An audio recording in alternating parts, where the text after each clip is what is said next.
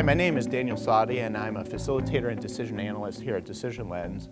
And today I'd like to talk to you about meeting facilitation and the collaborative process and how you can use certain tools and techniques to help keep a group oriented towards the meeting objective and the purposes you've set for decision making in the process.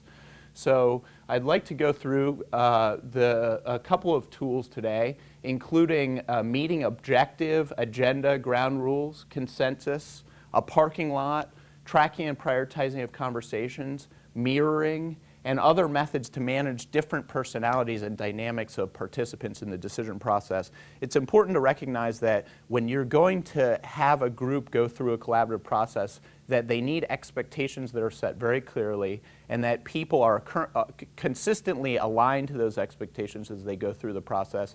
Your role as the meeting facilitator is to foster a collaborative environment, to make sure that people are given the chance to share information when they have relevant contextual information to share, and that the group doesn't get off track as they go through the decision-making process. So your job is really to make sure that you keep people oriented around the decision and the expectations that have been set.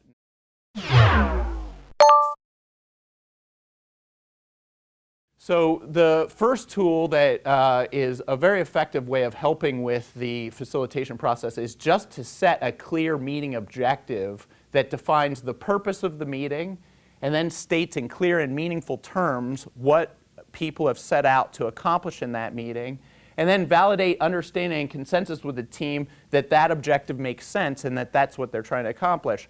Something that's important in facilitation is to be flexible. These processes are not that linear and easy to keep on track, and so it's important that if the process needs to shift, that you make the group aware that the process is going to shift, and you set the expectation with them that you may need to recalibrate what your objective is. So it's important to state the objective in the beginning of the process, engage people to make sure that that objective makes sense, and then to revisit that objective as you're going through the decision-making process to ensure that people are still aligned to what they're trying to accomplish. And in the end, to be able to be flexible if it turns out that the original objective of the meeting needs a change over time, but it's important to make the group aware of this as you go through.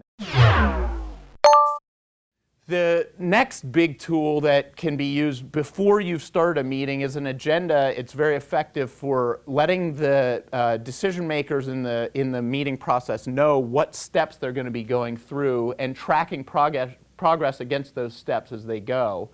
You want to often keep the team up with the agenda, so you want to make sure that if they're falling behind, that you let them know that the meeting process is behind, and then ask them how they want to address that. Do they want to extend the length of the meeting, or do they want to move on to a new topic? So the starting of the meeting and the way that you stage out the decision process, it's very important to lay out the milestones that you're trying to accomplish and to track how well you're doing against those.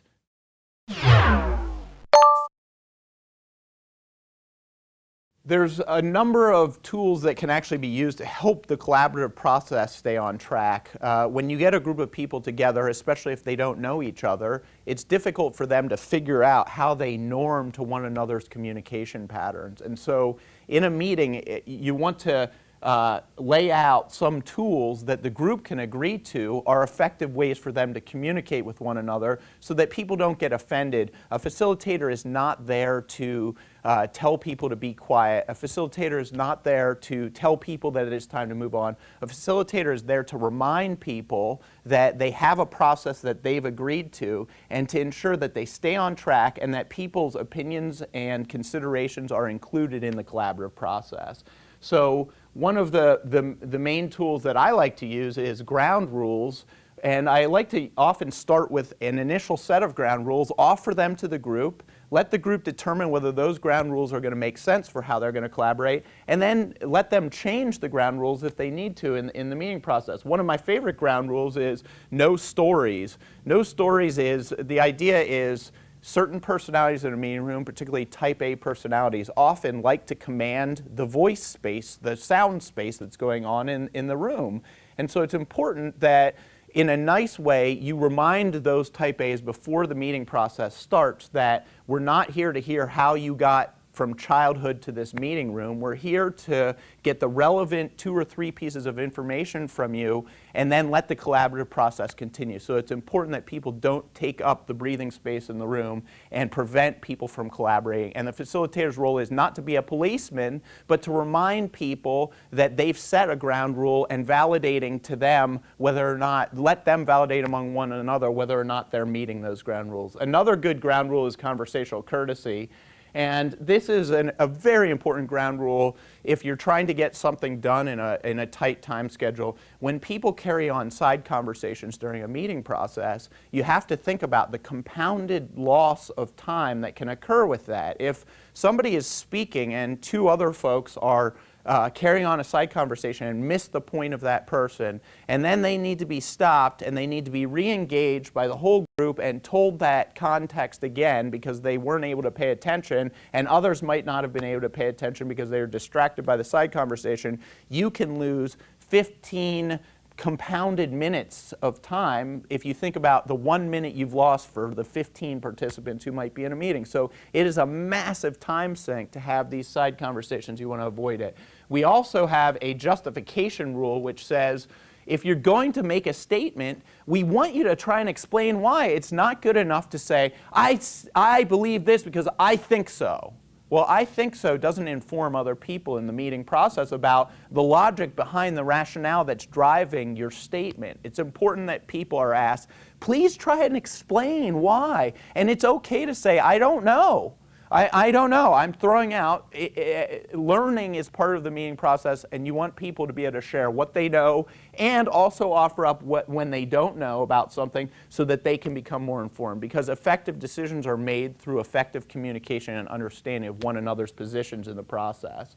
It's important that when you have breaks in these meetings, a lot of times organizations get in this pattern of people go out and they say they're going to be back in 5 minutes, they're back in 12 or 15 minutes.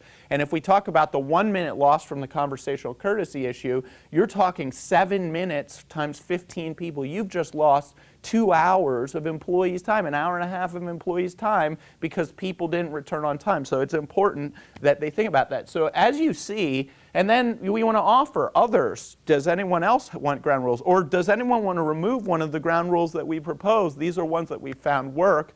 But in the end, what we want to make sure is that people have tools to help them understand how they're supposed to communicate during a collaborative process.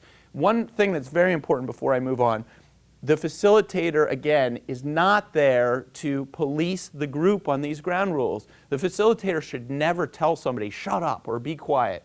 They've got to say, I want you to recognize that you set some ground rules before the meeting process, and I've heard some people carry on side conversations. Is it okay? Is it not disrupting anyone? And would you like to let it continue? It's your meeting. You've got to remind the group that this is their meeting process, it's their expectations that they've set, and you're there to help them understand how to deliver against those expectations.